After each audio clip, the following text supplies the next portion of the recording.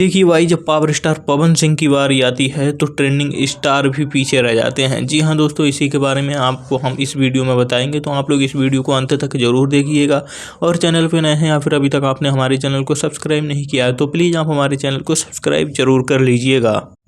तो देखिए दोस्तों, हाल ही में पवन सिंह का एक गाना आया है चुम्मा, और ये गाना नंबर 1 पर ट्रेंडिंग में आ गया था रिलीज होते ही। लेकिन उसके अगले दिन एक गाना और रिलीज होता है ट्रेंडिंग स्टार खेसारी लाल यादव का, जिस गाने का नाम होता है चुम्मा चुम्मा। और ये गाना भी 3 नंबर पर ट्रेंडिंग में आ जाता है, और जब से 3 नंबर ट्रेंडिंग में आया है तब से ये गाना नंबर 3 पर ही ट्रेंड कर रहा है। लेकिन नवरात्र चल रहे होते हैं और वहीं पर टी सीरीज भक्ति सागर के यूट्यूब चैनल पर माता जी की आरती रिलीज होती है, और वो देवी गीत नंबर 1 पर ट्रेंडिंग में आ जाता है। वहीं पर पवन सिंह का गाना नंबर 2 पर जाता है।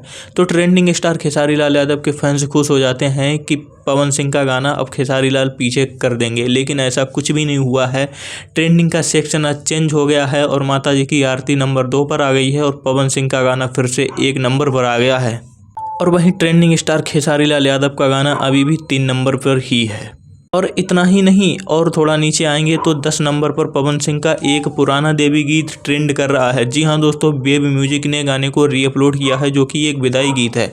और थोड़ा सा नीचे आएंगे तो 15-16 नंबर पर पवन सिंह का एक और गाना है जो कि विदाई गीत है, और वो भी गाना रीअपलोडेड है बेब म्यूजिक के द्वारा। तो बस आप लोग अंदाज़ा लगा ही सकते हैं कि पवन सिंह का तो सिर्फ गाना ट्रेंडिंग वाले चैनल से आए, बाकी ट्रेंडिंग में लाना तो उनके फ़ैन का कमाल है। बस यही था कुछ इन्फॉर्मेशन, मैं सोचा आप लोगों को बता दूं। तो वीडियो पसंद आई हो तो वीडियो को लाइक करें।